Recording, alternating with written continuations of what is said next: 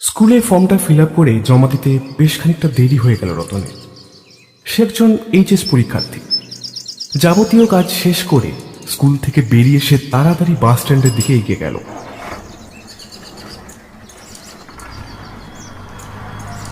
সোনাঝুরি যাবার জন্য বাসটা পেতে একটু দেরি হলো আজকে। বাসে কলেজ থেকে সোনাঝুরি আধা ঘন্টার পথ, তারপর মেন রোড থেকে তার গ্রাম সোনাঝুরির সীমানা। হাঁটা পথে ওই মাইলখানেকের কিছু বেশি। গ্রামে প্রবেশ করার মুখে রয়েছে মা মনসার মন্দির, আর মন্দিরটা পেরিয়েই একটা শ্মশান। তারপরেও অনেকটা হাঁটলে তবে জ্যাঠামশাই জগন্নাথবাবুর বাড়ি। বাবা মারা যাবার পর সে ও তার মা ননিবালা দেবী তার জেঠু জগন্নাথবাবুর বাড়িতেই এসে ওঠে। মুখড়া বলে ননিবালা দেবীর বেশ ভালোই বদনাম আছে, তবে তার জেঠু বড্ড ভালো মানুষ। গ্রামের স্কুলে তিনি শিক্ষকতা করেন, অল্প বিস্তর কবিরাজি বিদ্যেও জানেন, তাই গ্রামের মানুষ তাকে ভীষণ শ্রদ্ধা করে।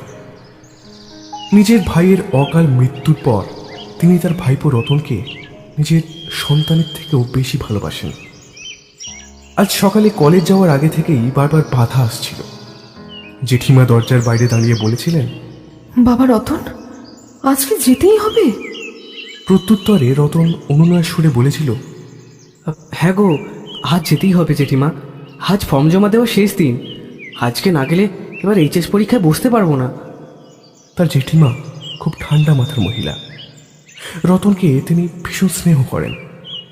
এই সময় গলা খাঁকড়ে দিয়ে জগন্নাথবাবু বললেন, রতন বাবা শোন, আজ বৃহস্পতিবার, প্রতিপদ, ফিরতে ফিরতে তো বারবেলা হয়ে যাবে। আরো একবার ভেবে দেখ বাবা। বিধবা ননিবালা মুখ অব্দি ঘোমটা টেনে বাইরের দাওয়ায় এসে বললেন, বড় আপনি চান না আমার ছেলেটা পরীক্ষা দিন? আপনাদের ছেলে তো অনেকগুলো পাস দিল, আর আমার ছেলে পাস করলে আপনাদের সহ্য হবে নি, তাই কি খালি ওকে বাধা দিতেছেন? রতন জানে তার মা মানুষটা দুঃখে কষ্টে কটুভাষী হয়ে গেছে। শহরেই বাস করত তারা। হঠাৎ বাবা মারা যাওয়ায় তারা যেন অথই জলে এসে পড়েছিল।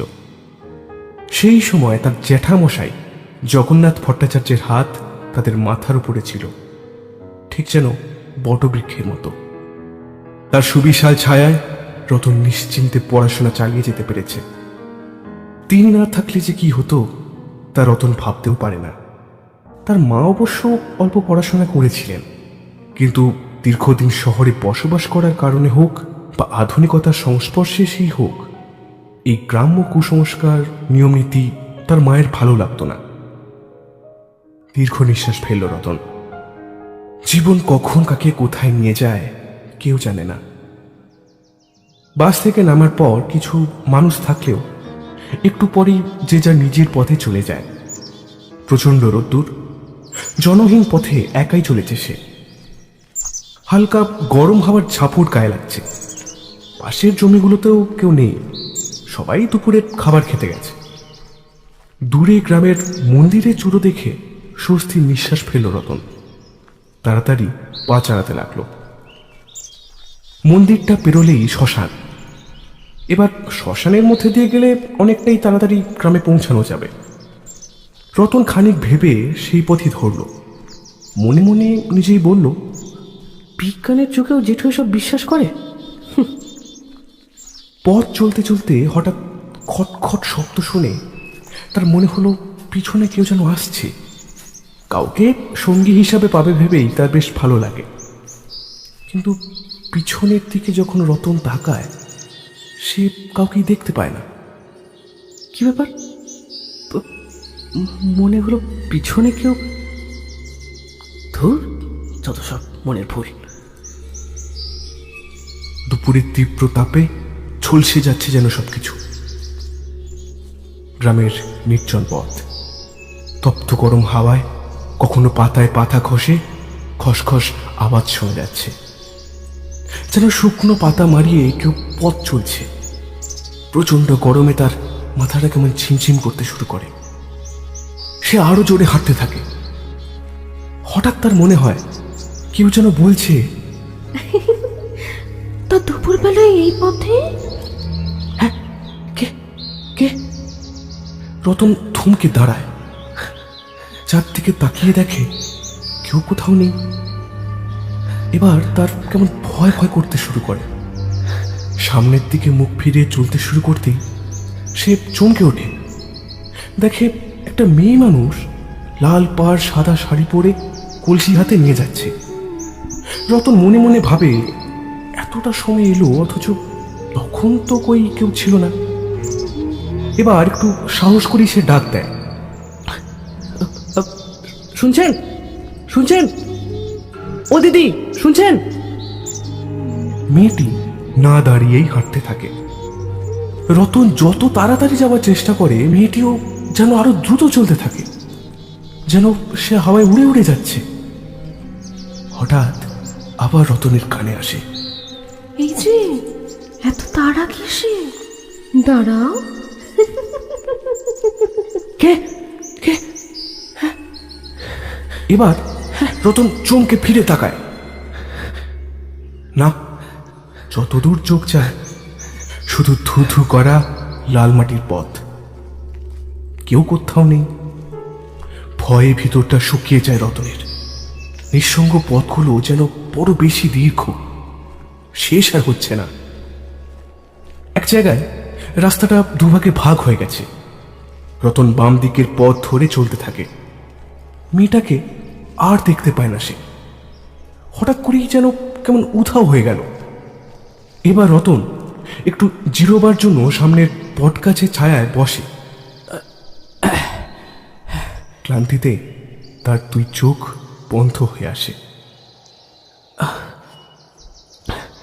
না, আর দেরি করে লাভ নেই, চাই উঠি। তারপর উঠতে যেতেই দেখে তার চোখের সামনে আলতা ও নুপুর পড়া দুটো পা ঝুলছে। উপরের দিকে ভয়ে ভয়ে তাকাতেই আতঙ্কে সে জ্ঞান হারিয়ে ফেলে।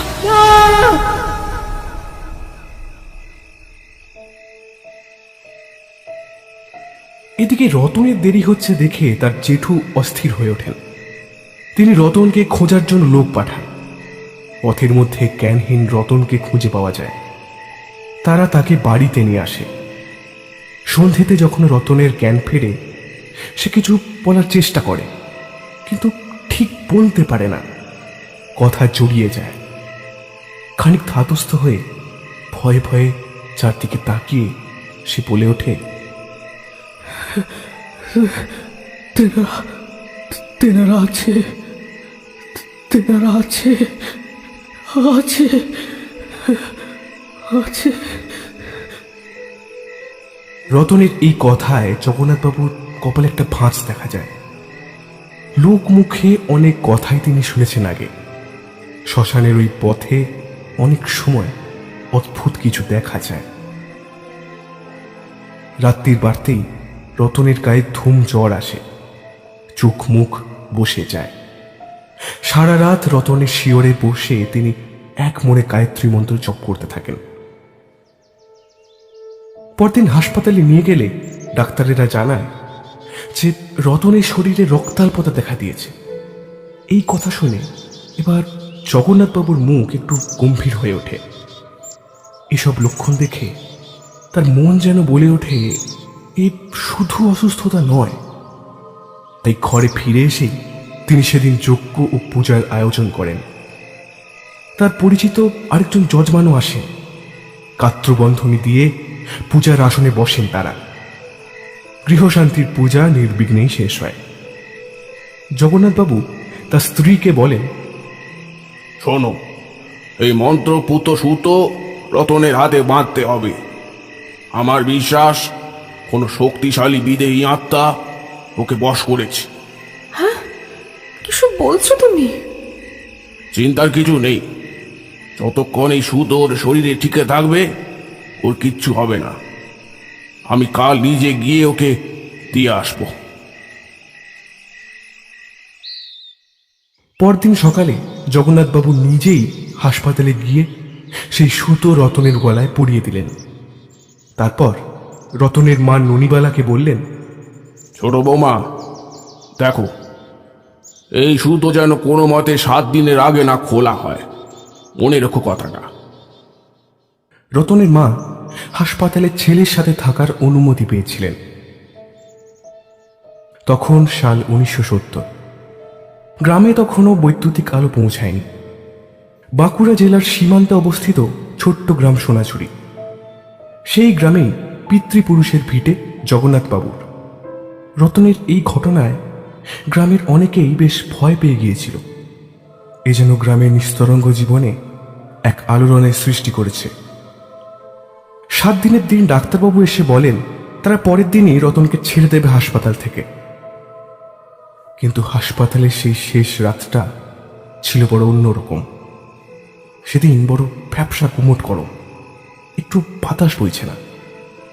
পরিবেশ যেন কেমন থম মেরে আছে। মনে হচ্ছে যেন একটু পরেই ঝড় উঠবে, প্রলয় হবে। হাসপাতালে রতন 3 জনের একটা ঘরে ছিল। এবার 2 জন রোগী বাড়ি ফিরে যাওয়ায় সেদিন তার পাশে 2টো বেড খালি পড়েছিল।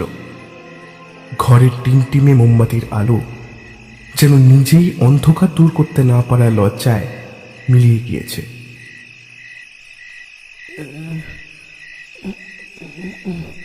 হঠাৎ ননিবালা লক্ষ্য করেন রতন বিছানায় কেমন ছটফট করছে গরমের চোটে। তিনি ছেলের উপরে জামা খুলে দিলেন। তারপরেই তার চোখে পড়ল সেই পুজো করা সুতোটা রতনের গলায় যেন ফাঁসের মতো আটকে গেছে। রতনের কষ্ট হচ্ছে ভেবে ননিবালা সেই সুতোটাও খুলে দিলেন। ঘরের মধ্যে বেশ বড় বড় 2টো জানালা। এবার রতনের মাথার কাছে যে জানালাটা ছিল সেটা পারতপক্ষে বন্ধই থাকে।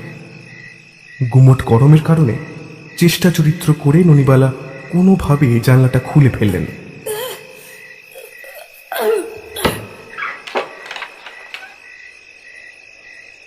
তারপরেই শুরু হলো শুকনো ধুলোর ঝড়। শুকনো পাতাগুলো ঘূর্ণির মতো পাক খাচ্ছে হাওয়ার সাথে। আস্তে আস্তে সেই ঝড় যেন বেড়ে উঠল। হাওয়ার দাপটে জানলার কপাটগুলো নিজে থেকেই যেন বারবার খুলছে আর বন্ধ হচ্ছে। এবার ননিবালা জানলা বন্ধ করতে চেষ্টা করলেন। কোনো মতে একটা জানলা বন্ধ করে তিনি রতনের দিকে ঘুরতেই চমকে গেলেন। রতন যেন জানলার দিকে কেমন এক সোজা দৃষ্টিতে তাকিয়ে আছে। রতন, রতন, রতন, কি হয়েছে? কি হয়েছে বাবা তোর? বাবা এরকম করছিস না বাবা? বাবা কি হয়েছে? কি কষ্ট হচ্ছে বাবা? বাবা ওটা এবার জানলার দিকে তাকিয়ে যেন শ্বাসরুদ্ধ হয়ে গেল ননিবালার। নিকষ অন্ধকারে তার মনে হলো একটা মেয়ে যেন জানালার কড়া ধরে দাঁড়িয়ে আছে। তার চুল উঠছে। অন্ধকারে তার মুখ ভালো করে দেখা যাচ্ছে না, খালি চোখ দুটো ফাটার মতো জ্বলছে। ভয়ে তার বুক যেন আরো শুকিয়ে গেল। তিনি কিছুতেই বুঝে উঠতে পারলেন না এই দোতলার বাইরে এত উঁচুতে কে দাঁড়িয়ে থাকবে। এর পরক্ষণেই রতন প্রচন্ড ছটফট করতে শুরু করে। আবার ধুম জ্বর আসে, ভুল বকতে শুরু করে। ডাক্তার নার্সেরা ছুটে আসে। কিন্তু কিন্তু অনেক চেষ্টা করলেও রতন আর প্রকৃতিস্থ হতে পারে না। সেদিন হাসপাতালে ঘটনার পর রতন প্রাণে বেঁচে যায়, কিন্তু স্বাভাবিক জীবনে সে আর ফিরে আসেনি। ননিবালা দেবী পরের দিন প্রচুর খুঁজেও সেই মন্ত্রপুত সুতো আর খুঁজে পেলেন না। সকালে জগন্নাথবাবু হাসপাতালে এসেই দেখেন রতনের শরীর আরো খারাপ হয়েছে, জ্বরে কাপ পুড়ে যাচ্ছে। কিন্তু রতনের গলায় সেই মন্ত্রপুত সুতো দেখতে না পেয়ে ভীষণ চমকে যান তিনি। জিজ্ঞাসা করেন, ছোট বৌমা, পুজো করা সেই সুতো কোথায়? ননিবালা দেবী চোখ মুছতে মুছতে সেদিনের রাতের সব ঘটনা খুলে বললেন। জগন্নাথবাবু থম মেরে যান, শুধু বলেন, ব্যাপারটা ভালো হলো না বৌমা, তোমাকে খেয়াল রাখতে হতো। ননিবালা আস্তে আস্তে বলেন, আমার জন্য ছেলেটার এত কষ্ট, আমার ছেলেটারে বাঁচান বটঠাকুর। জগন্নাথবাবু পাশের গ্রামের ভট্টাচার্য মশাইয়ের বাড়ি গেলে জানতে পারেন তিনি বিশেষ কাজে বাইরে গেছেন। মনটা তার খারাপ হয়ে যায়। বুঝতেই পারেন সামনে হয়তো আরো অনেক বিপদ আসবে। দুদিনের পর রতনের শারীরিক অবস্থার একটু উন্নতি হলে ডাক্তার বলেন, দেখুন, এত জ্বরের জন্য হয়তো মস্তিষ্কে প্রভাব পড়েছে, সময়ের সাথে ঠিক হয়ে যাবে। তা না হলে ভালো কোনো নিউরোলজিস্টের সাথে কথা বলতে হবে। এই কদিনে রতন কেমন চুপ করে গেছে। সব সময় প্রচন্ড এক ভয়ে চারিদিকে তাকায়। তার শরীর একেবারে শুকিয়ে কাঠ হয়ে গেছে, চোখে মুখে কালি পড়েছে। রতনের জেঠিমা কানন দেবী রতনের নামে বুড়ো শিবের মন্দিরে পুজো দিতে যান সোমবার। গ্রামের সকলে বলে ওই বুড়ো শিব নাকি খুব জাগ্রত, তাই তিনি রতনের নামে মানত করেছিলেন। মন্দিরে ঢোকার আগে কানন দেবী হোঁচট খেয়ে পড়ে যাচ্ছিলেন, কিন্তু অনেক কষ্টে নিজেকে সামলে নিলেন। খুঁটির কাঁচা দুধ খানিকটা উপচে পড়ে যায় মন্দিরের চাতালে। তার মনটা খারাপ হয়ে যায়। কানন দেবী গর্ভগৃহে প্রবেশ করে শিবের মাথায় বাকি দুধটুকু ঢেলে তারপর যত্ন করে ঘি, মধু এবং চন্দনের প্রলেপ মাখিয়ে আবার জল ঢালেন। তারপর ঠাকুরমশাইকে বলেন, ঠাকুরমশাই, আমার ছেলে রতনটার নামে একটু সংকল্প করে দিন। ঠাকুরমশাইয়ের সংকল্প করা ফুল, কাঁসার ঘটি এবং পুজোর থালা নিয়ে মন্দিরের চাতাল থেকে সিঁড়ি দিয়ে নামতেই যাচ্ছিলেন কানন দেবী। কি মনে হতে তিনি একটু থমকে দাঁড়ালেন। হয়তো একেই বলে নিয়তির বিধান। সেই দিনই দূরের গ্রাম থেকে এক ব্রাহ্মণ আসেন ওই মন্দিরে পুজো দিতে। দূরের গ্রাম থেকে আসা ওই নিষ্ঠাবান ব্রাহ্মণ পুজো করে চলেই যাচ্ছিলেন। তিনিও আচমকা দাঁড়িয়ে পড়েন। গম্ভীর মুখে তিনি কি যেন একটা দেখছেন। দৃষ্টি তার কানন দেবীর দিকেই নিবদ্ধ। কানন দেবী সাধারণত বাইরের পুরুষদের সাথে কথা বলেন না, কথা বললেও একটু ইতস্তত বোধ করেন। তবু অদম্য কৌতূহলের জেরে তিনি এগিয়ে গিয়ে একটু হেসে বললেন, কিছু বলবেন ঠাকুরমশাই? ভদ্রলোক বেশ লম্বা, তার গায়ের রং থপথপে সাদা, গম্ভীর মুখে এক অদ্ভুত প্রশান্তি।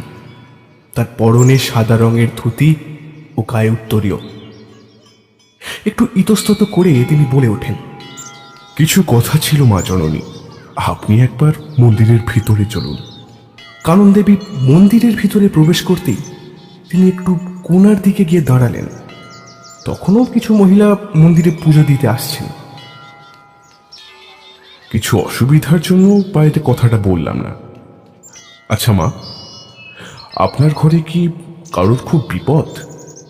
কানন দেবী ছল ছল চোখে বললেন, বাবা, আমার ছেলেটার বড় বিপদ। কি যে হয়েছে ডাক্তারেরাও ধরতে পারতেছে না। জানি না বাবা। কিছু সময় চুপ করে থেকে সেই ব্রাহ্মণ বলে উঠলেন, আচ্ছা, সে কি আপনার দেওরের ছেলে? আর দেওর কি সম্প্রতি মারা গিয়েছেন? অবাক হয়ে কানন দেবী তাকালেন তার দিকে, বললেন, আপনি কি করে জানেন বাবা? আচ্ছা বাবা, ও ঠিক হয়ে যাবে তো? সময়ের ওপর ছেড়ে দিন মা, মহাকালের ওপর ভরসা রাখুন। তবে একটা কথা বলি মা, একটু দেরি হোক, কিন্তু আজ আপনি পুরুত মশাইয়ের সাথেই বাড়ি ফিরবেন। কানন দেবী যেন একটু ভয় পেলেন, বললেন, আচ্ছা তাই যাব বাবা, কিন্তু কিন্তু আমার একটা কথা শুধু বলুন, আপনি কে? ব্রাহ্মণ হেসে বললেন, লোকে বলে বলরাম ঠাকুর, দেরি গ্রামে কাউকে জিজ্ঞাসা করলেই আমার ঘর দেখিয়ে দেবে। তারপর সংকল্প করা ফুলের দিকে দেখিয়ে বললেন, ছেলে ফিরলে তার মাথায় এই ফুল ঠিকিয়ে দেবেন। পুরোহিত মশাই গর্ভগৃহে দরজা বন্ধ করে চাবি দিতে দিতে বললেন, চলুন মা, চলুন। বলরাম ঠাকুর আসছি। হ্যাঁ, ভ্রু কুঁচকে বলরাম ঠাকুর তাকিয়ে রইলেন তাদের পথের দিকে। দেখলেন কানন দেবীর পেছনে একটা অন্ধকার ছায়া যেন তাদের অনুসরণ করেছে। দুপুর গড়িয়ে বিকেল হয়েছে। কানন দেবী পুজো করা ফুল ও প্রদীপ নিয়ে অপেক্ষা করছিলেন রতনের জন্য। খানিক পরে রতনকে সঙ্গে নিয়ে জগন্নাথবাবু আর ননিবালা ফিরে আসেন বাড়িতে। রতন ভালো করে দাঁড়াতেও পারে না, ননিবালার গায়ে ঠেস দিয়ে দাঁড়িয়ে থাকে। বিকেলবেলায় আকাশ পরিষ্কারই ছিল, কিন্তু রতন বাড়ি ফেরার পরই হঠাৎ করে ধুলোর ঝড় শুরু হলো। শুকনো পাতাগুলো উঠতে লাগলো আর পাক খেতে লাগলো। চারিদিক আস্তে আস্তে অন্ধকার হয়ে এলো। ঠাকুর ঘরের প্রদীপটা যেন তপ করতে করতে একসময় নিভে গেল। এবার কানন দেবী রতনের দিকে এগিয়ে গেলেন। তার মাথায় পূজার ফুল ঠেকাতে যেতেই রতন চিৎকার করে উঠল, কে তুই? হ্যাঁ, কে তুই? কে তুই? ছবি না আমাকে, ছবি না আমাকে, ছবি না বলে দিচ্ছি, ছবি না, ছবি না, সরে যা, সরে যা। সকলে তাকে চেপে ধরে। তার জেঠিমা যখন সংকল্প করা ফুল তার মাথায় ছোঁয়ায়, রতন তখন চোখ উল্টে গো গো শব্দ করতে থাকে। তারপর একটা সময় জ্ঞান হারিয়ে ফেলে। এরপর আস্তে আস্তে রতনকে ঘরে এনে বিছানায় শুইয়ে দেওয়া হয়। জগন্নাথবাবু আগে থেকেই যে ঘরে রতন থাকবে সেই ঘরে পুজো করে শান্তি জল ছিটিয়ে রেখেছিলেন। ননিবালা ভয়ে ঘরের এক কোণে দাঁড়িয়ে থাকেন। তারপর কাননবালা রতনের নামে সংকল্প করা সেই ফুল তার খাটের তলায় রেখে দেন। খানিক পরে আস্তে আস্তে রতন চোখ খোলে। আমি আমি আমি কোথায়? জগন্নাথবাবু তার কাছে এসে দাঁড়ালেন, বললেন, বাবা রতন, চিনতে পারছিস বাবা? চ্যাটামশাই, চ্যাটামশাই ও আমাকে মেরে ফেলবে, চ্যাটামশাই আমাকে মেরে ফেলবে। আমার আমার খুব কষ্ট হচ্ছে, গোটা শরীর চলে যাচ্ছে, খুব জ্বলছে। এবার চল না, একটু কেউ, একটু চল না, চল। কি করো? কি তাপ! চ্যাটামশাই, চ্যাটামশাই। জগন্নাথবাবু ও বাড়ির সকলে থম মেরে যায়। ননিবালা দেবী মুখের আঁচল চাপা দিয়ে ঠাকুরের কাছে মাথা ঠোকে। সুস্থ স্বাভাবিক ছেলেটা কেমন যেন হয়ে গেছে এই কদিনে। গলা খাকারি দিয়ে গ্রামের মোড়ল হরিচাটুর্যে বলে ওঠেন, তা ভট্টাচার্য মশাই, এই ডাক্তারের কাজকর্ম নয়, কেউ ফর করেছে বলে মনে হচ্ছে। সাধু ওজাকে ডেকে পাঠান। পরপর এই সব ঘটনাক্রমে জগন্নাথবাবু বিহ্বল হয়ে গিয়েছিলেন। গ্রামের মোড়ল হরিচাটুর্যের কথাটা তিনি সহজে উড়িয়ে দিতে পারলেন না। রতনকে ঘরে ঢুকিয়ে বিকেলে বাড়ির পাশের বটগাছের তলায় অন্যদের সাথে বসেছিলেন জগন্নাথবাবু। দু এক ছিলেন তামাক সবে নিয়েছেন। ঠিক সেই সময় বাড়ির ভিতর থেকে চাকর বংশী দৌড়ে আসে। বাবু, বাবু, বাবু, রতন কেমন দ্বারা করতেছে, আপনি এক্ষুনি চলুন। হ্যাঁ, সে কি? হ্যাঁ, চলুন চলুন। তাড়াতাড়ি জগন্নাথবাবু চললেন ভিতর বাড়ির উদ্দেশ্যে। পৌঁছেই দেখেন ঘরের জিনিসপত্র বেশ কিছু ছড়িয়ে রয়েছে উঠানে। এদিকে ননিবালা দেওয়ালে মাথা ঠুকে ঠুকে কাঁদছেন আর বলছেন, হলো ঠাকুর, আমার ছেলেটারে কি হলো?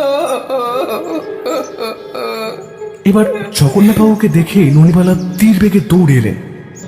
তারপর তার পা দুটি জড়িয়ে ধরে কেঁদে উঠলেন। বঠাউর, আমার ছেলেটারে বাঁচান, আমি দাসী হয়ে থাকবো, যা করতে হয় করুন, আপনি আমার ছেলেটারে বাঁচান, আমি বাধা দেবো না, আমি বাধা দেবো না। কানন দেবী তাকে সেখান থেকে নিয়ে এসে দাওয়ায় বসিয়ে সান্ত্বনা দিতে থাকেন। ঘরের ভিতর ঢুকে জগন্নাথবাবুর চক্ষু চড়কায়। আমার ছেলে, কাউকে ছাড়বো না, সব কটাকে দেখে নেবো। সালা, থু, থু, কাউকে ছাড়বো না, সব কটাকে। হাসপাতালে সেই রাতের পর প্রথম পুরো চুপচাপ হয়ে গিয়েছিল, কথা বলেনি কারোর সাথে। হাঁ করে ফ্যাল ফ্যাল করে তাকিয়ে থাকতো, কোনো উত্তর দিত না। সবাই বলেছিল মানসিক ধাক্কা।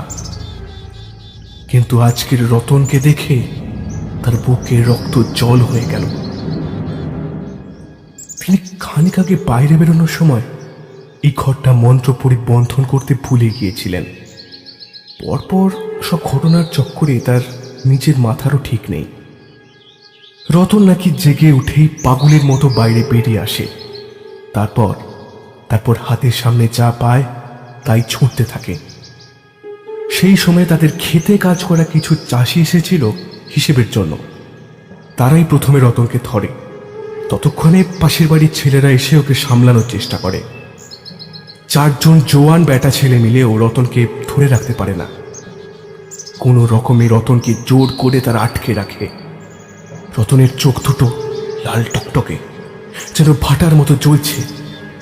চারিদিকে থু থু করে থুতু ছেটাচ্ছে, আর গায়ে যেন আসরিক শক্তি।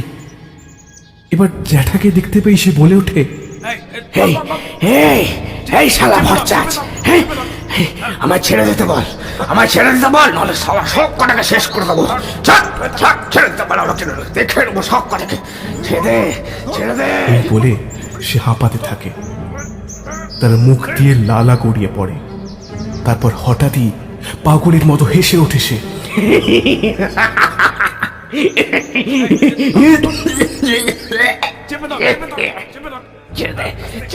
রতনের মুখে এক জিঘাংসার ছবি, ঠোঁট বেঁকে গেছে। সে ক্রমাগত হেসে চলেছে। বড় নিষ্ঠুর সে হাসি। দাঁতে দাঁত চেপে সে বলতে থাকে, কি ভেবেছিলি, কি ভেবেছিলি আমার শেষ করবি? হ্যাঁ, আমি এসেছি, আমি এসেছি, শেষ করে তবে যাব। জগন্নাথবাবু কিছু না পেয়ে তাড়াতাড়ি গৃহে প্রতিষ্ঠিত মন্দিরের শালগ্রাম শিলার তুলসী পাতা ও স্নানজল নিয়ে ছিটিয়ে দিলেন রতনের গায়ে। তারপর তুলসী পাতা চেপে ধরলেন কপালে। রতন চিৎকার করে ওঠে।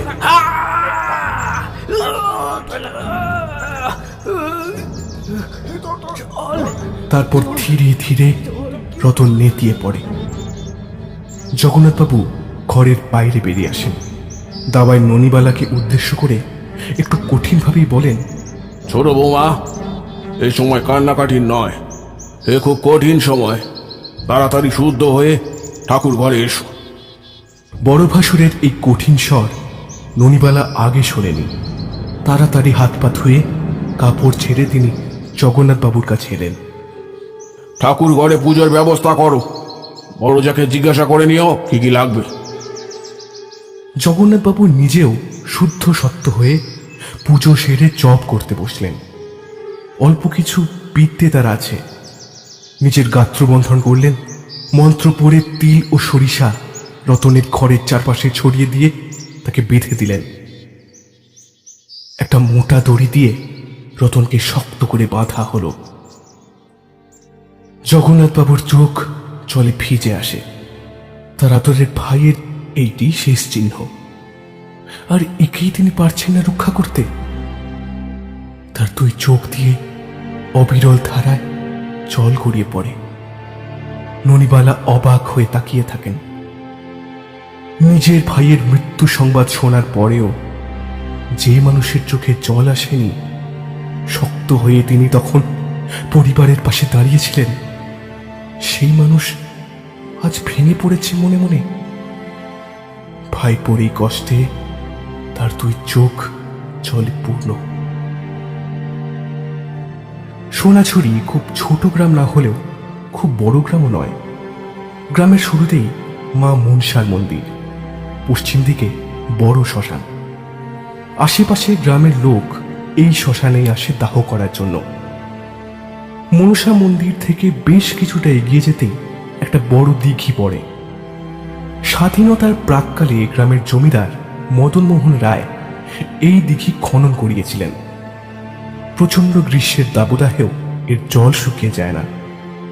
দিঘির এক পাশ থেকে জঙ্গলের শুরু। তার উল্টো দিকের সরু কাঁকুড়ে পথ দিয়ে সোজা গেলেই প্রথমেই পড়ে বাগদিপাড়া, আর তারপরেই বামুনপাড়া শুরু হয়।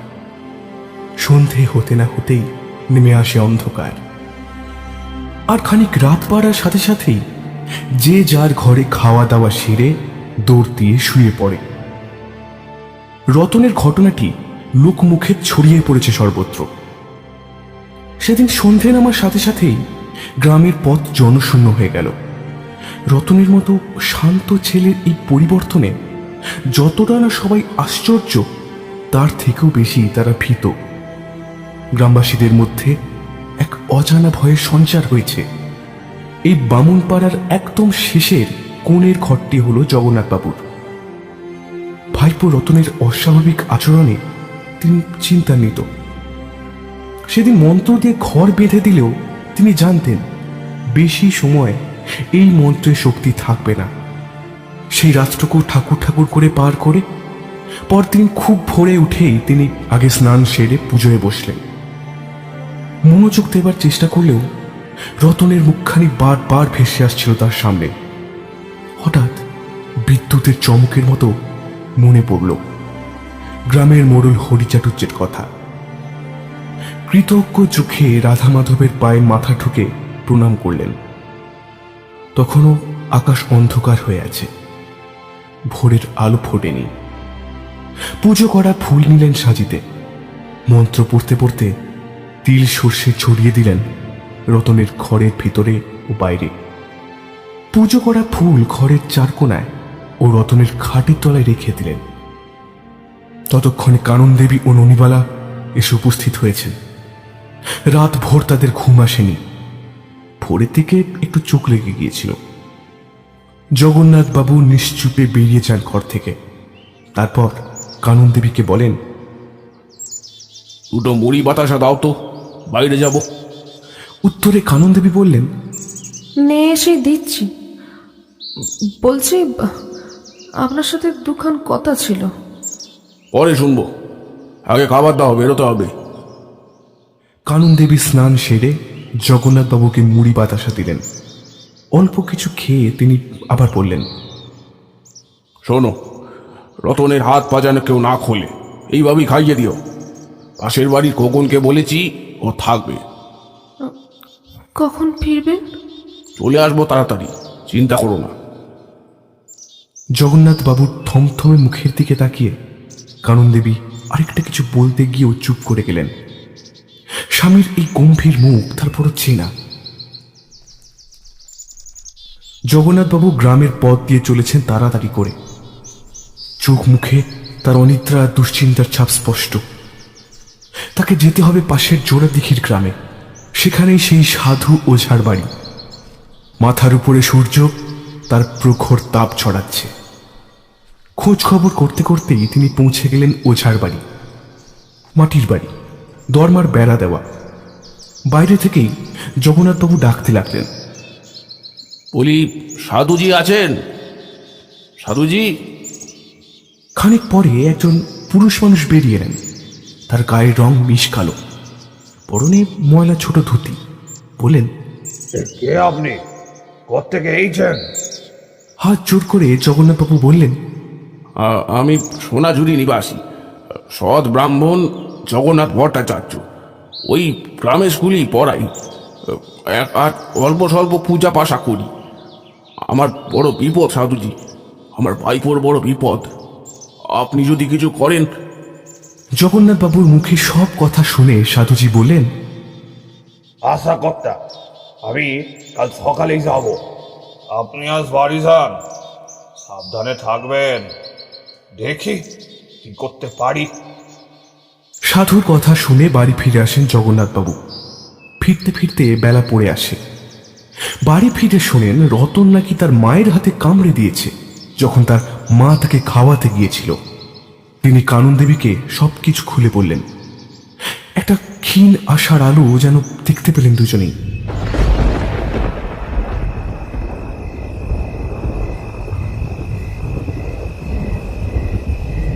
সেদিন রাত্রে জগন্নাথবাবু, তার স্ত্রী ও ননিবালা দেবী সকলে একই সাথে ছিলেন। সে কি ভয়ানক এক রাত! ঝড় যেন কোনো আসরিক শক্তিতে আছড়ে পড়ছে বারে বারে, আর সেই রকমই বৃষ্টি।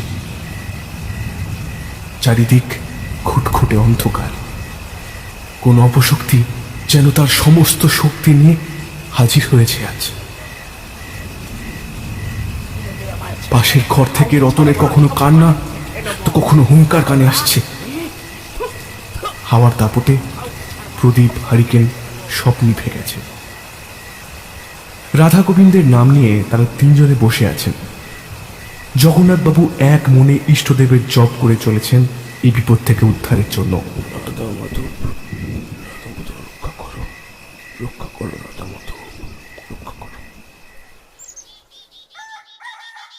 ভোরের একটু আগে দুর্যোগ কেটে গেল।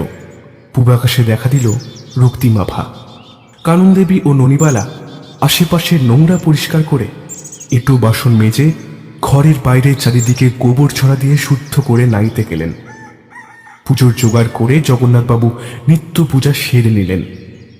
এই কদিনেই এইসব গোলমেলের জন্য তার স্কুলে যাওয়া হয়নি। খানিক বেলা পড়তেই বাইরে থেকে একটা আওয়াজ আসে, মশাই ঘরে আছেন নাকি? দাওয়াতে বেরোতেই দেখলেন সাধু ওঝা হাজির, সঙ্গে একটা চেলাও রয়েছে। রতনের ঘরে যখন সাধু ওঝা ঢোকেন তখন দেখেন রতন একদম নিস্তেজ হয়ে বিছানায় যেন মিশে আছে। ঘরের মধ্যে একটা তীব্র কটু গন্ধ। জগন্নাথবাবু পাশের বাড়ির খোকন ও আরো কিছু জোয়ান ছেলেকে ডেকে নিয়ে আসেন।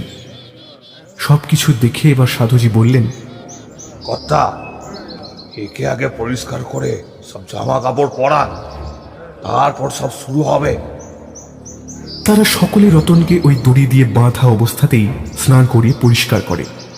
রতনের ঘরখানি ও বিছানা ননিবালা নিজে হাতে পরিষ্কার করে দেন। রতনকে পরিষ্কার ধুতি পরিয়ে খুঁটির সাথে শক্ত করে বাঁধা হয়।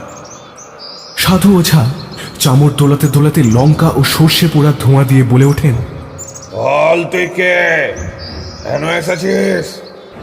রতন চোখ বন্ধ করেই থাকে, কোনো উত্তর নেই। সাধু ওঝা এবারে ঝাঁটার বাড়ি মারতে মারতে জিজ্ঞাসা করেন, বল বল, কেন এসেছিস বল। ততক্ষণে গ্রামের অনেক লোক এসে বাইরের উঠানে ভিড় করেছে। এবার হঠাৎ রতন দম ফাটা হাসি হাসতে শুরু করে। তারপর ধীরে ধীরে চোখ খুলে তাকায়। সেই চোখ যেন জবা ফুলের মতো টকটকে লাল। তারপর এক অদ্ভুত স্বরে সে বলে ওঠে,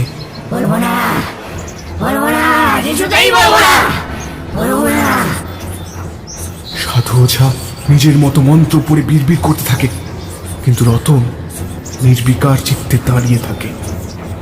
সাধু ওঝা আবার সর্ষে লঙ্কা পোড়া ধোঁয়া রতনের নাকে দিয়ে ঝাঁটা দিয়ে সপা সব পেটাতে থাকে। বল থেকে বল, বল থেকে বল। এবার রতন চিৎকার করতে শুরু করে।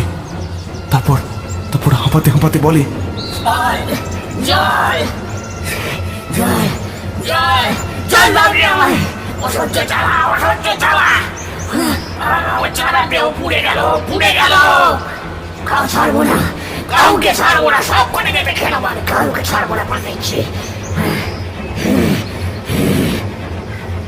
আস্তে আস্তে জ্ঞান হারিয়ে লুটিয়ে পড়ে রতন।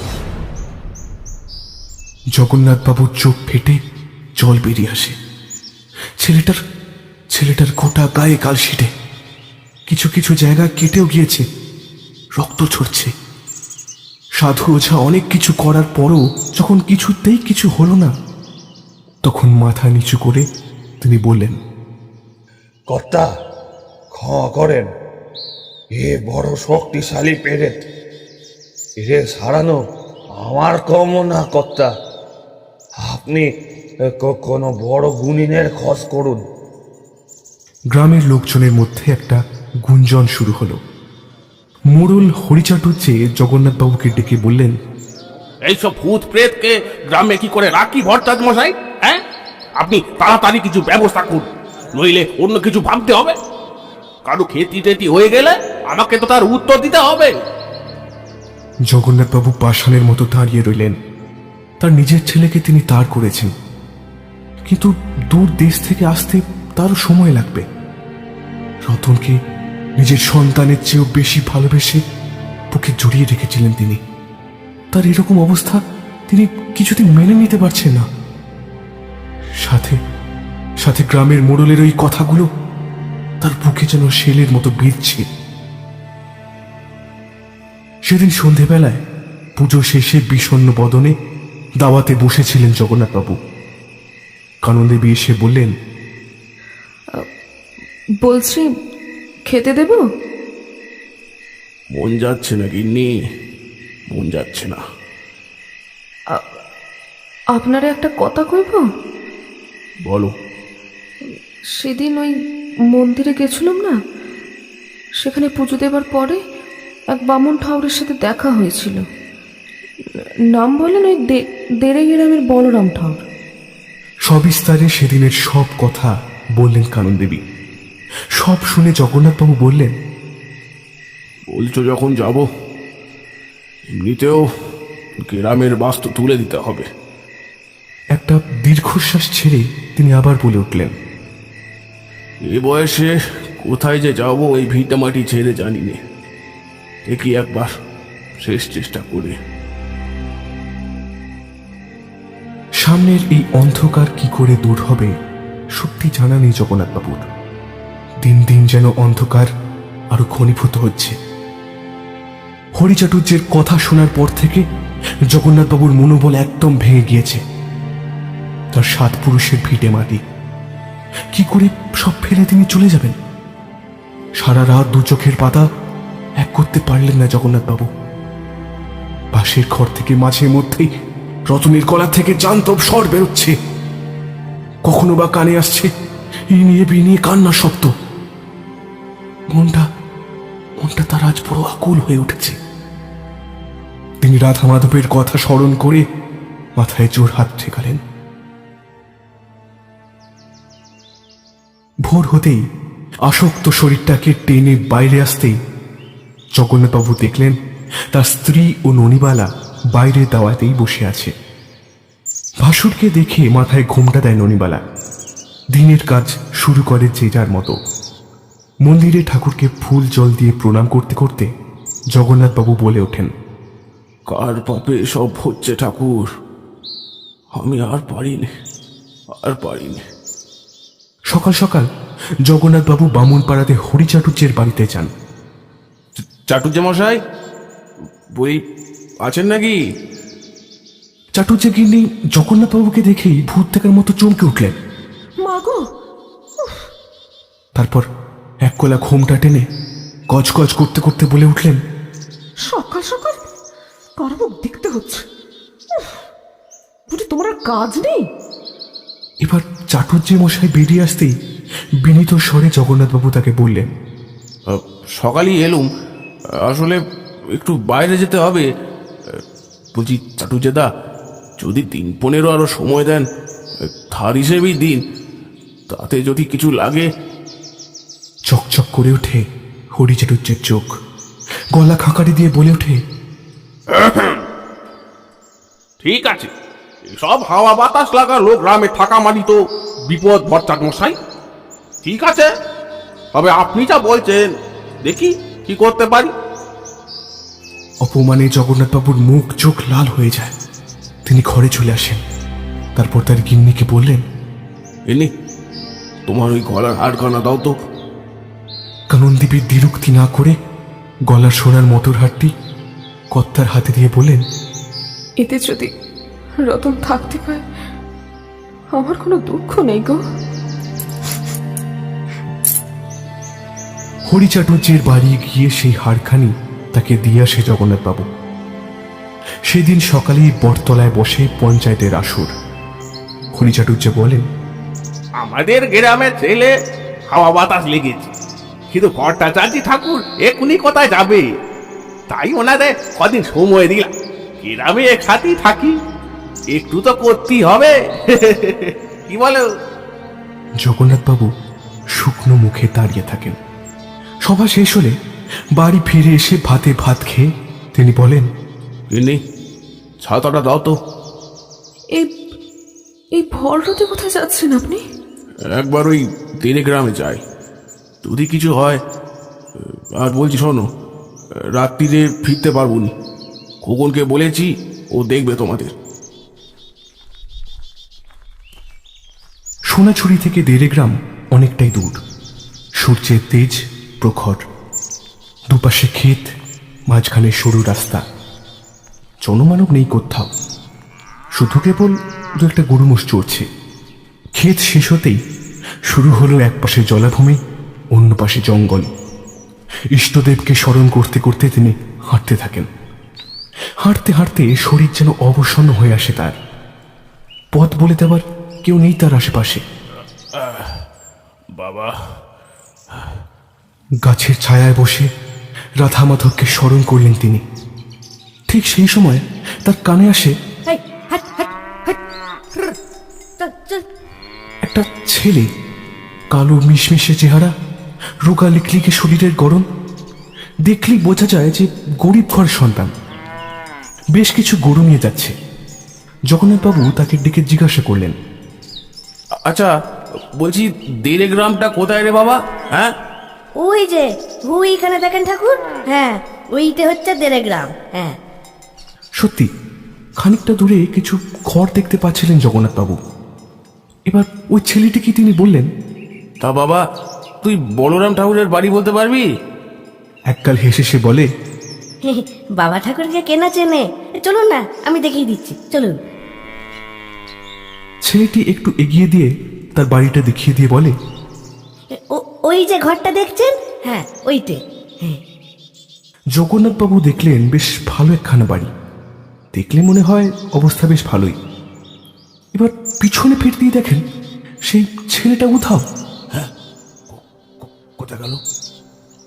এত তাড়াতাড়ি কোথায় গেল? জগন্নাথবাবু বড় অবাক হলেন। তারপর গুটি গুটি পায়ে সেই বাড়ির উঠানে প্রবেশ করে হাঁক দিলেন, বলরাম বাবু, বলরাম বাবু আছেন নাকি? বাড়ি থেকে বেরিয়ে আসেন এক সৌম্যকান্ত পুরুষ, বেশ লম্বা চেহারা, পরনে সাদা ধুতি, উপরিভাগে সাদা চাদর চড়ানো। দেখলেই মনে শ্রদ্ধা আসবে। এবার নমস্কার করে কিছু বলতে যাওয়ার আগেই জগন্নাথবাবুর মাথাটা কেমন যেন ঘুরতে থাকে। জোর করে চেষ্টা করলেও চোখের সামনে অন্ধকার ঘন আসে তার।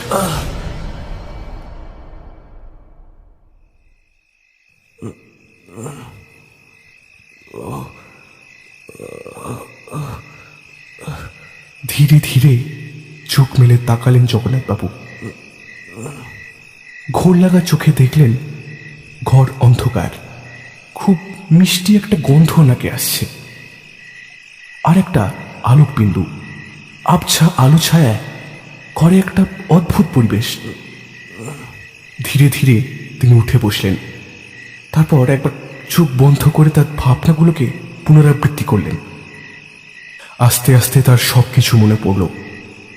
মনে পড়ল তিনি দেড়ে গ্রামে এসেছিলেন, কিন্তু এখন কোথায় কিছুই বুঝতে পারছেন না। ঘরটাকে ভালো করে চোখ বোলালেন। গ্রাম বাংলার আর 5টা বাড়ির মতো খুব সাধারণ মাটির বাড়ি। দেওয়ালে আলপনা আঁকা, কুলঙ্গিতে একটা প্রদীপ জ্বলছে, তাও সেটা নিভু নিভু। এক কোণে একটা আলনা। হতভম্ব হয়ে তিনি বসে রইলেন। হঠাৎ সাদা থান পরা এক যুবতী হারিকে নিয়ে ঘরে ঢুকতেই তাকে দেখেই শশব্যস্ত হয়ে ঘোমটাখানা মুখ পর্যন্ত টেনে দ্রুত বেরিয়ে গেলেন। খানিক পরে একজন সৌম্যকান্ত দীর্ঘদেহী ভদ্রলোক ঘরে প্রবেশ করলেন। পরনে তার সাদা ধুতি, উপরিভাগে সাদা উত্তরীয়। উত্তরীয়র ফাঁক দিয়ে উপবীত আর রুদ্রাক্ষের মালাটিও তার চোখে পড়ছে। কপালে চন্দনের টিপ। মৃদু হেসে তিনি বললেন, এখন কেমন বোধ করছেন ভট্টাচার্য মশাই? একটু ভালো? চমকে উঠলেন জগন্নাথবাবু। না, উনি তো নিজের নাম বলেননি। তাহলে কি করে জানলেন ইনি? আপনি উতলা হবেন না, আপনার বিশ্রামের প্রয়োজন।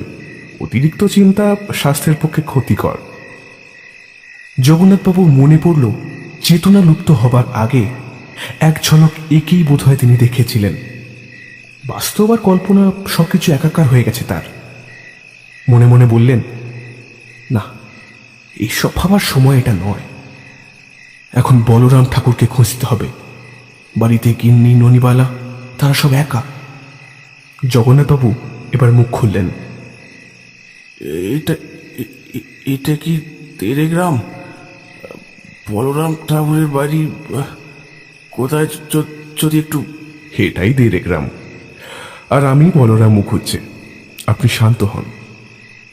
তারপরই গম্ভীর স্বরে হাঁক দিলেন, গোপাল, গোপাল। 8 বছরের গোলগাল ফর্সা ছোট্ট একটা ছেলে ঘরে ঢুকলো। দা ঠাকুর ডাকছিলে? মাকে বলো গরম গরম দুধ আনতে। একটু পরেই সেই যুবতী একটি বড় গেলাসে গরম দুধ এনে তার সামনে রাখলেন। কম বয়সী মেয়ে, কিন্তু রূপ যেন ফেটে পড়ছে তার। ঘোমটা খানা টেনে মৃদু স্বরে তিনি বললেন, দাঠাও, রাতে ওনার জন্য 4টি ভাতে ডালে বসিয়ে দিয়েছি। ভালো করেছো মা। সাথে কি বলি, বৌমা আমার সাক্ষাৎ মা লক্ষ্মী। মেয়েটি বেরিয়ে যায় ঘর থেকে। বলরাম ঠাকুর একটু বিষণ্ণ সুরে বললেন, বুঝলেন, বৌমা হলো আমার সৎ ভাইয়ের বউ, গোপাল ওদের ছেলে। বড় ভালো মেয়ে। কি জানেন ভট্টাচার্য মশাই, বিধির বিধান কি খণ্ডানো যায়? যায়নি। ভাইটা আমার বড় ভালো ছিল গো, কিন্তু বলতে বলতে বলরাম ঠাকুরের চোয়ালখানা শক্ত হয়ে গেল, দৃষ্টিও স্থির। গিলাস থেকে দুধ খেয়ে জগন্নাথবাবু যেন একটু বল পেলেন শরীরে। তারপর বলরাম ঠাকুর বললেন, তার সোনাঝুরি থেকে 1.5 গ্রাম অত কম নয়। তারপর ভর দুপুরবেলা চা করা রোদ, শরীরের আর দোষ কি? বিস্ফারিত চোখে তাকিয়ে রইলেন জগন্নাথবাবু। তারপর বললেন, আপনি কি করে জানলেন? মুচকি হাসলেন বলরাম ঠাকুর। আবেগ চাপতে না পেরে জগন্নাথবাবু হাউমাউ করে কেঁদে বলরাম ঠাকুরের পা দুখানি জড়িয়ে ধরলেন। আমার ছেলেটারে বাঁচান দাও, ছেলেটা নয়তো বাঁচবে না। আরে রে, করেন কি আপনি? কুলীন ব্রাহ্মণ, পাপ লাগবে যে আমার। জগন্নাথবাবুর হাত ধরে তিনি তাকে তুললেন। ধুতির খুঁট দিয়ে চোখ মুছতে মুছতে জগন্নাথবাবু বললেন, আমার কিডনির সাথে আপনার সাক্ষাৎ হয়েছিল ওই বুড়ো শিবের মন্দিরে।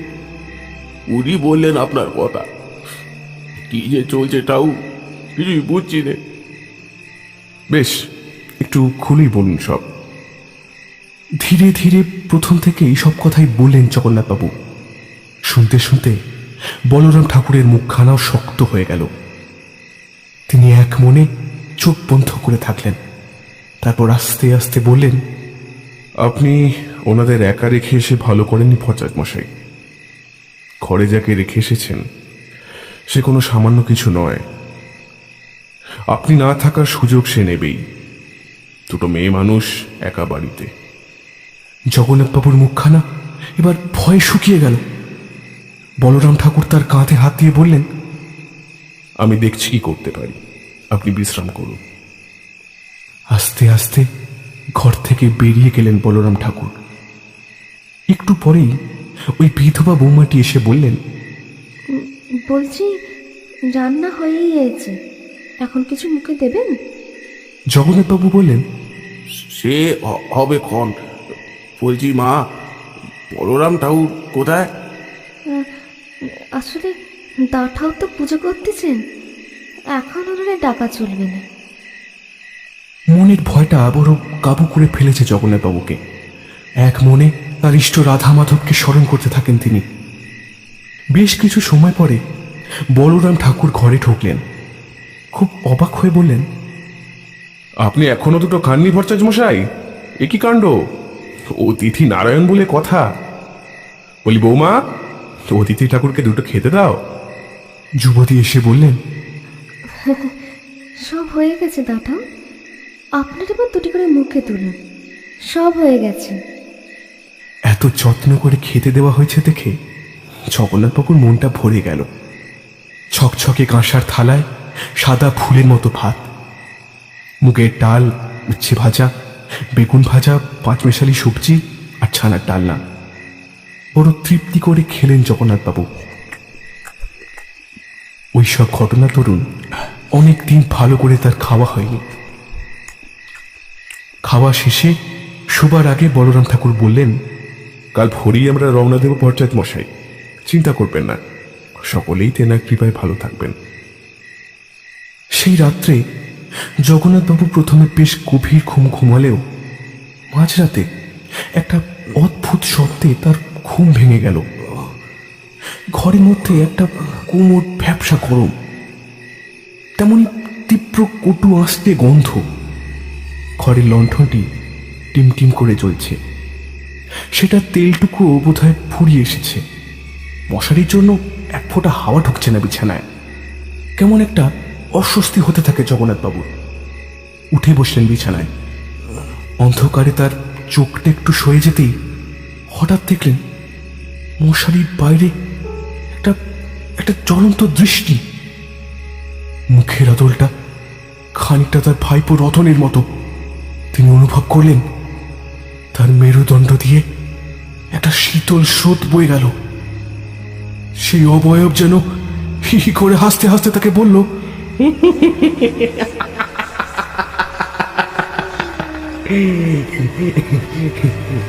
রে, হ্যাঁ, আমাকে জব্দ করবি? আয় আয়। তারপরেই করুণ স্বরে কাঁদতে লাগলো সেটা। বলল, জ্যাঠামশাই, জ্যাঠামশাই, আমাকে বাঁচান, আমাকে বাঁচান জ্যাঠামশাই, ওরা মেরে দেবে, ওরা মেরে দেবে।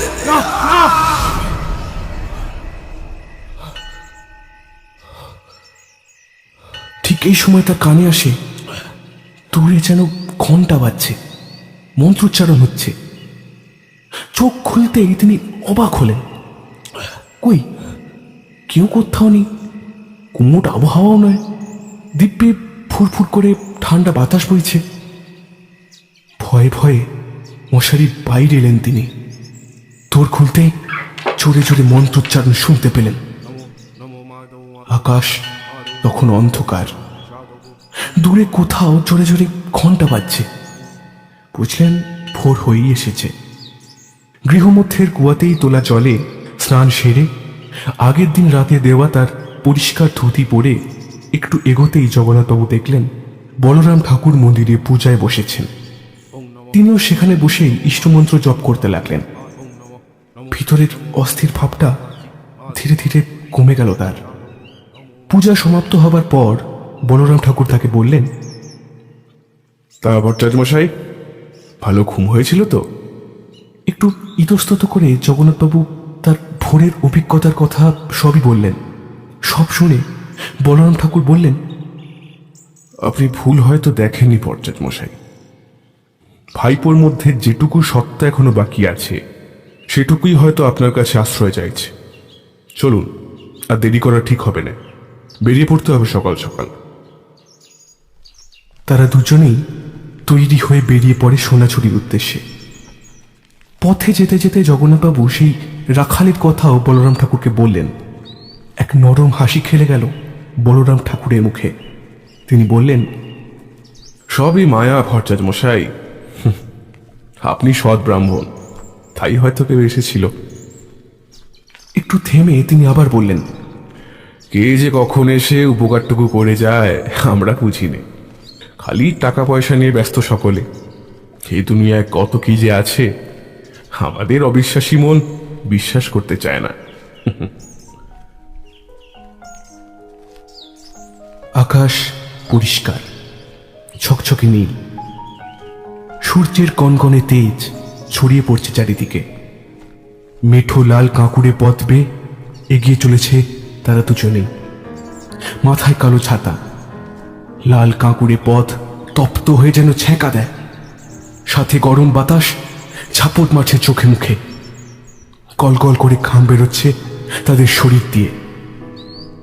খানিক চলার পর সামনে একটা বট গাছ থেকে তার তলায় গামছা পেতে বসে পড়েন তারা। একটু জলপান করে আবার শুরু করেন পথ চলা। সূর্য মাথার উপরে ওঠার আগেই তারা দেখতে পান মনসা মন্দিরের চূড়োটা। দুজনেই স্বস্তির নিঃশ্বাস ফেলেন। তারা যখন রায়দিঘি পার করছেন তখন জগন্নাথবাবু জোরে জোরে পা চালাতে থাকেন। তার মন ভিতরে ভিতরে চঞ্চল হয়ে উঠেছিল। এক মুহূর্ত পরে তিনি পাশে তাকিয়ে দেখেন বলরাম ঠাকুর নেই। চমকে উঠে দাঁড়িয়ে তিনি পিছনে তাকাতেই দেখতে পান বলরাম ঠাকুর কেমন এক গম্ভীর মুখে দাঁড়িয়েছেন ওই রায় দিঘির ধারে। বলরাম ঠাকুরের কাছে এসে জগন্নাথবাবু বললেন, ঠাকুর কিছু হয়েছে? এই দিঘিটা না, কিছু না, চলো। তাড়াতাড়ি পা চালাতে থাকে তারা। বামুনপাড়ার কাছাকাছি এসে জগন্নাথবাবু থমকে দাঁড়ালেন। বেশ কিছু মানুষ চটলা করেছে। ভয়ে তার মুখটা শুকিয়ে গেছে একেবারে। বুকটা দুটো দুটো করছে। মনের মধ্যে যেন কিসের একটা ঝড় বয়ে যাচ্ছে। বলরাম ঠাকুর তার হাতটি ধরে বললেন, ভট্টাচার্য মশাই, ভয় এমন জিনিস যে আপনি যত পাবেন তত ভয় আপনাকে পেয়ে বসবে। এটাই যে দুনিয়ার রীতি। জগন্নাথবাবুরই বাড়ির সামনে ভিড় উপচে পড়েছে। মনে মনে রাধা মাধবকে স্মরণ করতে থাকেন তিনি। ঘরে ঢুকে কি দেখবেন সেটা ভেবেই তার মন পুরো ব্যাকুল হয়ে উঠল। আবার কি বিপদ যে অপেক্ষায় আছে তা তিনিও জানেন না। সকলেই যেন একরাশ বিরক্তি নিয়ে তাকিয়ে আছে তার দিকে। খোলা দরজা দিয়ে প্রবেশ করে পা রাখলেন নিজের বাড়িতে। বাড়িতে প্রবেশ করতেই বিস্ফারিত চোখে তাকিয়ে থাকলেন জগন্নাথবাবু। উঠোনের মধ্যে বালিশ, ঘটি, বাটি, মাটির কলসির ভাঙা টুকরো, শাড়ি, ধুতি, প্রায় সব জিনিস ছড়িয়ে ছিটিয়ে রয়েছে। আর অন্যদিকে ননিবালা আর রতনকে একসাথে খুঁটির সাথে বাঁধা হয়েছে। রতনকে এত মার মারা হয়েছে যে তার প্রায় সর্বাঙ্গ দিয়ে রক্ত বেরোচ্ছে। কানন দেবী একদিকে শুকনো মুখে বসে আছেন। রাগে, দুঃখে, ঘেন্নায় তিনি তাকালেন গ্রামবাসীদের দিকে। হতবাক হয়ে জগন্নাথবাবু কেবল দাঁড়িয়ে থাকলেন। কথা বলার শক্তিটুকু আর অবশিষ্ট নেই তার মধ্যে। তবুও কিছু বলার জন্য তিনি মুখ খুলতেই হরিচাটুর্যে বেশ গম্ভীর গলায় বললেন, ভট্টাচার্য মশাই, আপনার ভাইপো জ্বালায় তো গ্রামে টিকতে পারছি না। কি ভূত পেননি ভর করেছে, তার দায় আমরা কেন পাবো বলেন দেখি? কি কাণ্ড করছে বাপরে বাপ! আপনি আজই গ্রাম থেকে বিদায় হন দেখি, এটাই পঞ্চায়েতের রায়, বুঝলেন কি না?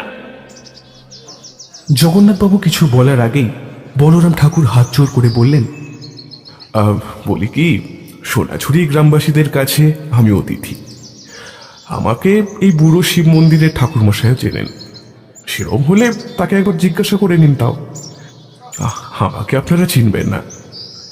ওনার সব কথা শেষ হতে না হতেই এক গ্রামবাসী পরাণ হালদার বলে উঠলেন, আরে আপনি তো বলরাম ঠাকুর, তাই না? আপনি আমায় চিনবেন না, কিন্তু আপনার আমি খুব ভালো করে চিনি। এই হুই তো সেইবার ওই গ্রামের মগনার কি অবস্থা হলো, আপনি তো এসে ওর পরাণটা বাঁচালেন। আপনি তো ভগবান লোক মশাই। না না, সেরকম কিছু নয়। আসলে আর একটা দিন যদি ভট্টাচার্য মশাইকে একটু দিতেন তাহলে বড় উপকার হতো। হ্যাঁ, একবারটি দেখি, আজকে রাতটুকু, না হলে কাল সকালেই আমার সাথে এনারাও চলে যাবেন গ্রাম ছেড়ে। হরিচাটুর্যের কথাখানা মনে ধরল না। বাংলার পাঁচের মতো মুখ করে তিনি বেরিয়ে গেলেন। বাকি গ্রামবাসীরা মন্ত্রমুগ্ধের মতো বলরামবাবুর কথা শুনলেন। তাই তারা সকলেই নির্বিবাদে তার হ্যাঁতে হ্যাঁ মেলালেন। সকলে চলে গেলেও কিছু সহৃদ ব্যক্তি ও কাননদেবীর তৎপরতায় সবকিছু একদিক থেকে গোছানো হলো। এরপর রতনকে ঘরের মধ্যে নিয়ে গিয়ে দড়ি দিয়ে বাঁধা হলো আবার। জগন্নাথবাবু খেয়াল করলেন প্রচণ্ড গম্ভীর মুখে এই গরমে বলরাম ঠাকুর মাছ উঠানে দাঁড়িয়ে জ্বলন্ত দৃষ্টি নিয়ে তাকিয়ে রয়েছেন রতনের ঘরের দিকে। সকলে চলে যেতেই দাওয়া পরিষ্কার করে তাতে শীতল পাটি বিছিয়ে কাননদেবী বললেন, ঠাকুরমশাই একটু চিড়িয়ে নিন। উদ্গত কান্নাটা গিলে তিনি আবার বললেন, বুঝতেই তো পারছেন কি অবস্থা, একটু যদি সবুর করেন। ঘটনাক্রমে কাননদেবী খেয়াল করেননি বাবা ঠাকুর এক দৃষ্টিতে তাকিয়ে আছেন রতনের ঘরের দিকে বিস্ফারিত চোখে। সেই দৃষ্টিতে ভয় ছিল না বিহ্বলতা, তা বোঝা বড় দায়। পরিশ্রান্ত জগন্নাথবাবু মাথায় হাত দিয়ে বসেছিলেন ঠিক উঠোনের মাঝখানটিতে। এরপরই কারণ দেবী আর পাশের বাড়ির খোকন মিলে আগে ঘরগুলো ঝাড়ু দিয়ে বালিশ বিছানা তুলে তাড়াতাড়ি কাজ সারলেন। তারপর রতনের ঘরটা গোবর জল দিয়ে পরিষ্কার করে রতনকে স্নান করানো হলো। ননিবালার বাঁধন আগেই খুলে ফেলা হয়েছিল, তাই তিনিও হাতে হাতে কাজ সারতে লাগলেন। ঘণ্টা খানেকের মধ্যে সবকিছু গোছগাছ সেরেই কাঁসার গেলাসের জল আর খাঞ্চার কদমা এনে কাননদেবী বললেন, ঠাকুরমশাই একটু মুখে দেন কিছু। বলরাম মুখুজ্জে একটু হেসে বললেন, মা ঠাকুরুন এত ব্যস্ত হচ্ছেন কেন? আপনি করুন ধীরে সুস্থে। ও ভট্টাচ মশাই, বলি ওই কাঠফাটা রোদ্দুরে বসলে যে শরীর যাবে একেবারে। আসুন, মুখ ধুয়ে একটু জল পান করুন। জগন্নাথবাবু এক ঘটি জল পান করে পুকুরে নাইতে গেলেন। বলরাম ঠাকুরও গেলেন তার সাথে সাথে। স্নান সেরেই জগন্নাথবাবু মন্দিরে জল বাতাসা দিয়ে পুজো সারলেন। দুপুরে খাওয়া দাওয়া শেষে জগন্নাথবাবু কাননদেবীকে বললেন, কিন্নি কি করে কাণ্ড হলো বলো দেখি। আসলে আপনি তো চলে গেলেন, তারপর তো সব ঠিক ছিল। বিকেল দিক থেকে রতনটা কেমন ধারা করতে লাগলো। ফেনা উঠে গেল ওর মুখে, মুখে চোখে জল দিলুম। তখনই খোকনা আর ছোটন ছিল। সন্ধে হতে ওরা বললো, জেঠিমা আমরা একটু আসতে শিখি। সেই যে গেল আর আসতে ছিল না। রাত বাড়তেছে, একা একা দুই মনীষী, ভয় বুক কাঁপতেছে। আমি বললাম, ছোট তুই থাক কেনে, আমি দেখি কোথায় গেল খোকনা। দিয়ে খোকনা আর ছোটনকে নিয়ে ফিরতেছি, এমন সময় কি চিৎকার! দেখি ননি পড়ে আছে, জ্ঞান নাই গো। ঘরখানা ফাঁকা, আর রতনও নাই। কাননদেবীর মুখের কথা কেটে নিয়ে ননিবালা বলে উঠলেন, বঠাও কি বলবো আপনারে। দিদি চলে যেতে রতন কেমন করতেছিল বললে, মাগো আর বাঁচবনি।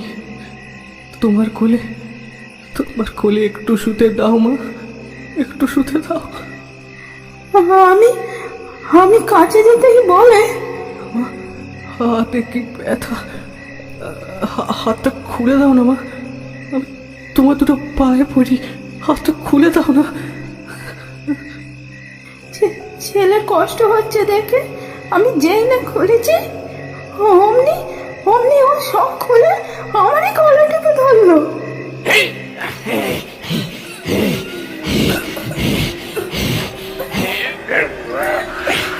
কাউকে ছাড়বো না, কাউকে ছাড়বো না। তারপর আর কিছু জানি না গো, সব আমারই পোড়া কপালটা দোষ, সব আমারই পোড়া কপালের দোষ।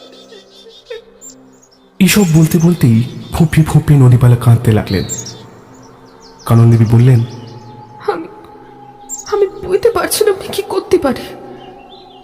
ভোরবেলা হঠাৎ দেখি দরজা ঠেলতেছে, বাইরে চিৎকার।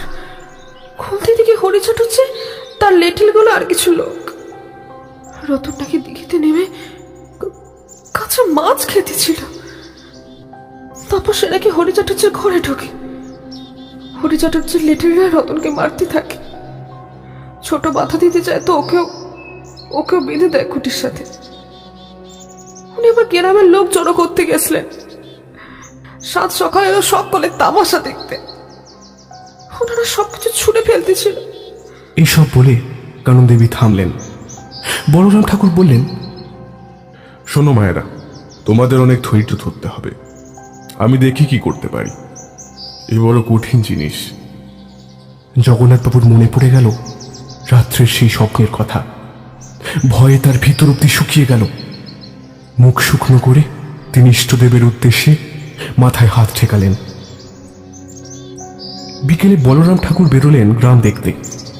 ঘুরতে ঘুরতে রায়দিঘির সামনে এসে দাঁড়ালেন।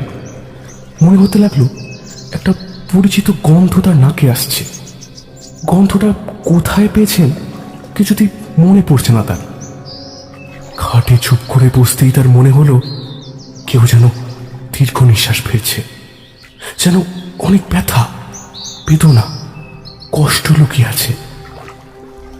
চোখ বন্ধ করতেই তার মনে হলো চারপাশের বাতাস ভারী হয়ে উঠেছে। তিনি শিহরিত হয়ে উঠলেন। খাটের বাঁধানো সিঁড়িতে স্পষ্ট দেখলেন জলে ভেজা পায়ের ছাপ। ধীরে ধীরে ঘাট থেকে উঠে তিনি হাঁটতে লাগলেন। মনটা বড় অন্যমনস্ক তার। অনেকগুলো হিসেব তাকে মেলাতে হবে। ঘরে ফিরে সন্ধ্যান্নিক সেরে বলরাম ঠাকুর আস্তে আস্তে প্রবেশ করলেন রতনের ঘরে। ঝিমিয়েছিল রতন। তিনি ঢুকতেই চমকে উঠল। বলরাম ঠাকুর এবার মেঝের দিকে তাকিয়ে চমকে গেলেন। ঘরের মধ্যে কেমন একটা গন্ধ, গা গুলি আসছে যেন। তিনি বললেন, ভট্টাচার্য মশাই, কটা ধূপ জ্বেলে দিন তো এই ঘরে। হিস হিস স্বরে এবার রতন বলে উঠল, পারবি না তুই, চলে যা, চলে যা বলছি, চলে যা।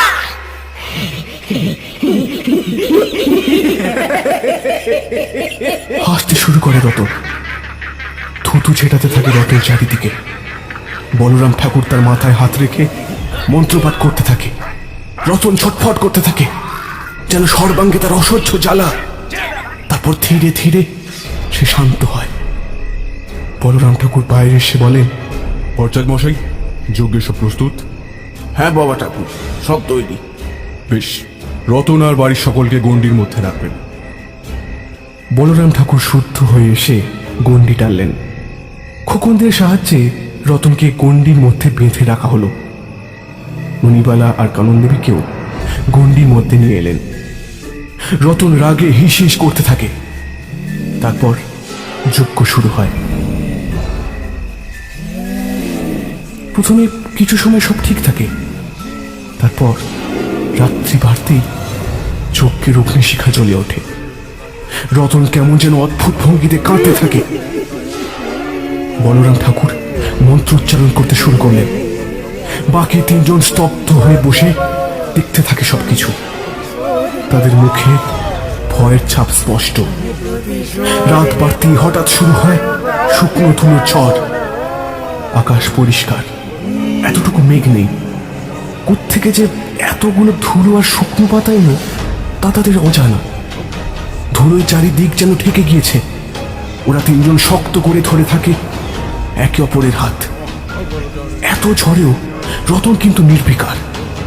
তার চোখে কুটিল বিসন্ধি। হঠাৎ সে হাসতে শুরু করে।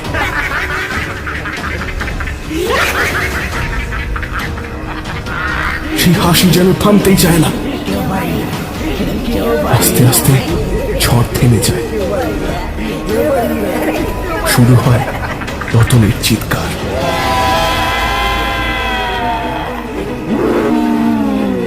যজ্ঞের বিভূতি বলরাম বাবু তার কপালে শরীরে লাগিয়ে দেন।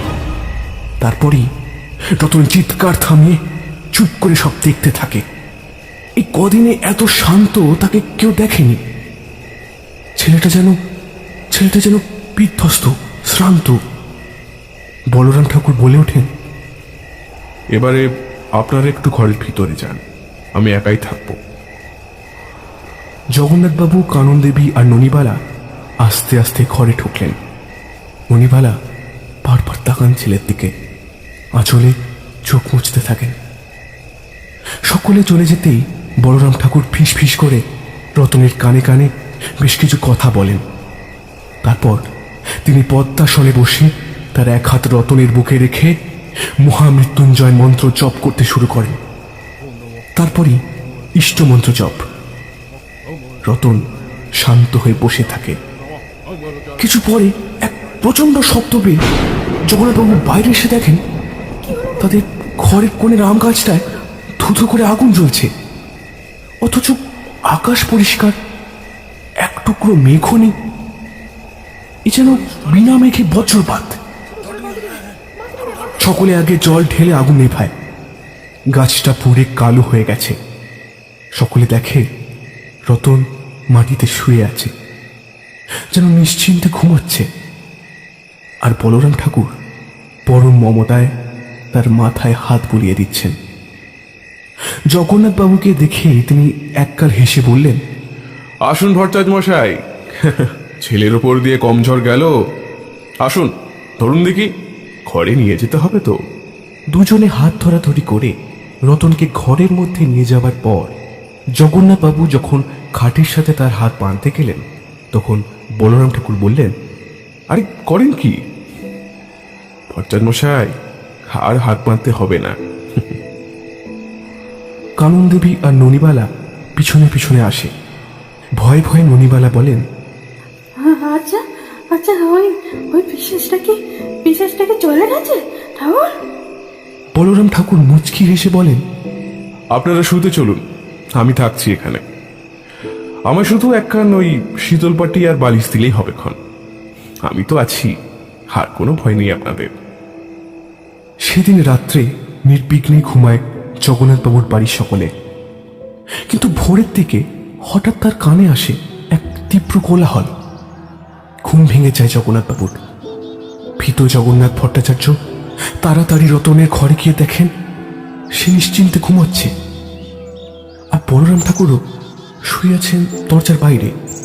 ভট্টাচ মশাই ইতস্তত করে নিশ্চুপে দৌড় খুলে বাইরে বেরিয়ে দেখেন বেশ কিছু ছেলে জল নিয়ে দৌড়াচ্ছে।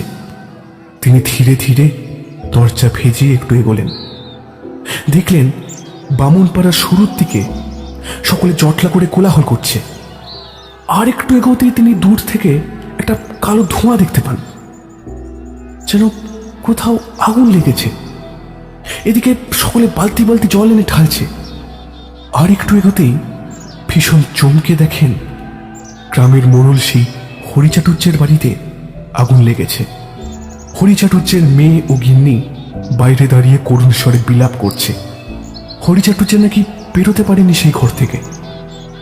সকলে কোনো রকমে জল ঢেলে সেই আগুন নেভায়। হরিচাটুর্যের স্ত্রী অজ্ঞান হয়ে গেছে।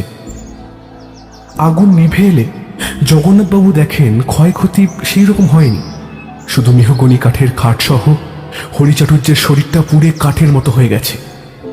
আর সব থেকে আশ্চর্যের বিষয় হলো কিসের থেকে এই আগুন লাগলো তা কেউ জানে না। শ্মশান থেকে বিষণ্ণ মুখে ঘরে এসে জগন্নাথবাবু স্নান সেরে পুজো করলেন। তারপর রতনের ঘরে এসেই তিনি অবাক হয়ে গেলেন। রতন তখনও দিব্যি শান্ত হয়ে ঘুমোচ্ছে।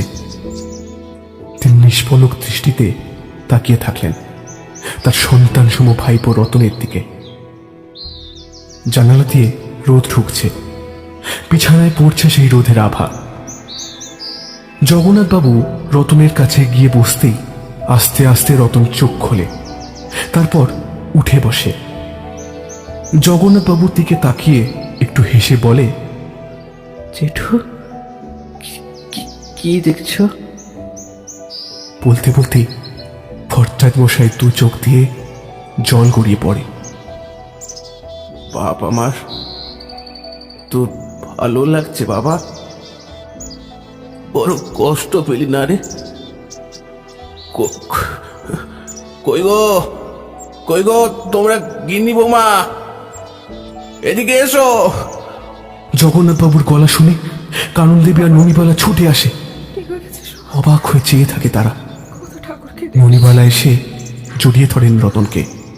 এই যেন এক অবাক ব্যাপার। ননিবালার কান্না যেন আর থামে না। জগন্নাথবাবু বলরাম ঠাকুরের খোঁজ করতে দেখেন হাসি মুখে তিনি মন্দির থেকে বের হচ্ছেন।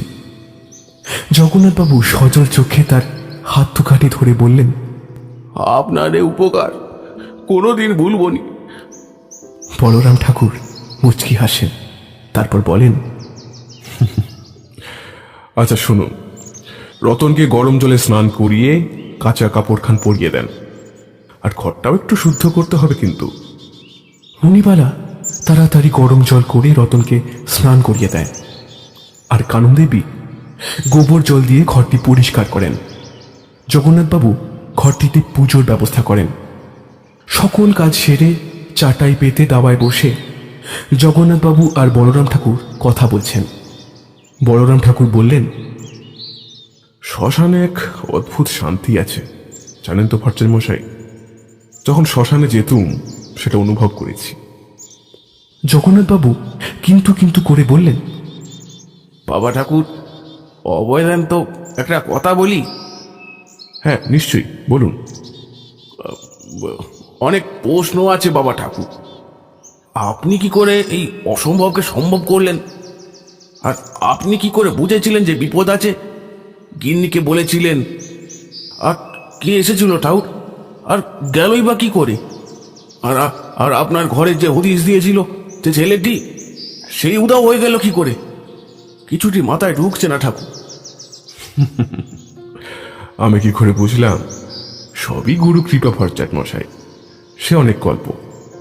যেদিন আপনার গিন্নি মন্দিরে পুজো দিতে এসেছিলেন, আমি যে স্পষ্ট দেখলুম তাকে, আপনার গিন্নির পিছনে একটা ঘন কালো ছায়া, অমঙ্গলের ছায়া। রতন যেদিন বাড়ি ফিরছিল, হয়তো রাস্তায় কোথাও প্রস্রাব করেছিল। অসুচি শরীর, সময় ছিল উপযুক্ত, বারবেলা, এতদিনেও এমন আধার সে পায়নি, তাই ভর করেছিল। তারপর যদি ওই সুতোটা না পড়ে যেত, কিচ্ছুটি হতো না ভট্টাচার্য মশাই। ওটা পড়তেই ওর ভিতরে আস্তানা বাঁধে। আর যে ছেলেটি আপনাকে পথ দেখিয়ে এনেছে, সে কে জানি নে। কিন্তু এই দুনিয়াতে যেমন ভালো মনীষী আছে, তেমনি খারাপ মনীষী আছে। একইভাবে কিছু একটা ভালো আছে, যারা কারো ক্ষতি করে না। কিছু প্রেতজনিতে আটকে পড়ে চাহিদা, লোভ, ক্রোধ অথবা প্রতিশোধের জন্য।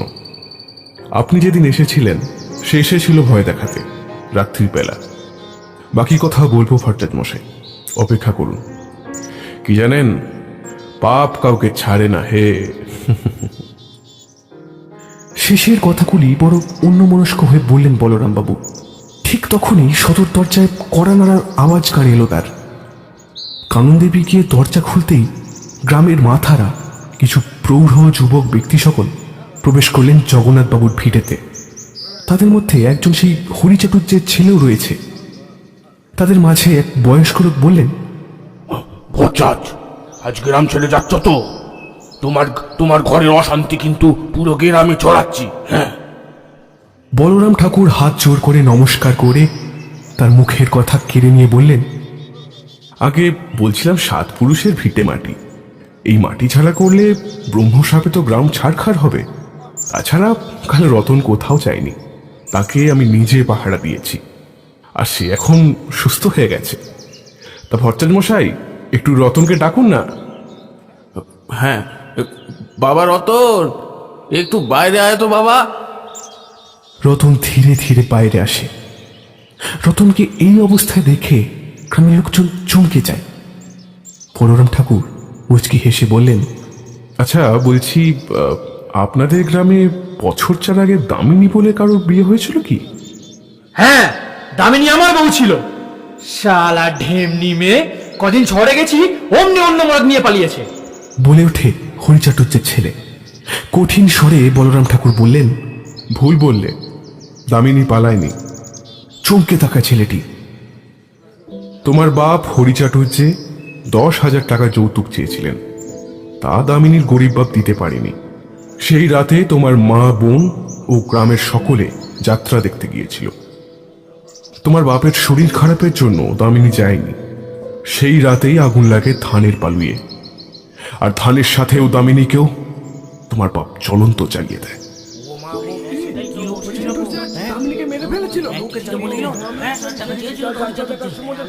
চুপ করো সবাই, মিছে কথা, বাবা এমন মানুষ না।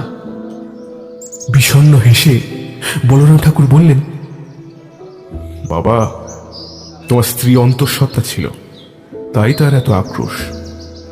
সে রতনের উপর ভর করে তোমাদের ক্ষতি করতে চেয়েছিল। তা আমার কথা বিশ্বাস যদি না হয়, চলো তাহলে রায়দিঘির পশ্চিম পাড়ে। সকলে মিলে রায়দিঘির পশ্চিম পাড়ে গিয়ে খানিক খোঁজাখুঁজি করে মাটি খুঁড়তেই বেরিয়ে পড়ে সে নরকঙ্কাল। তার হাতের সোনার আংটি দেখে হরিচাটুর্যের ছেলে কান্নায় ভেঙে পড়ে। কি হয়ে গেল? সর্বনাশ! হা কপাল, হা ঈশ্বর, কি হয়ে গেল?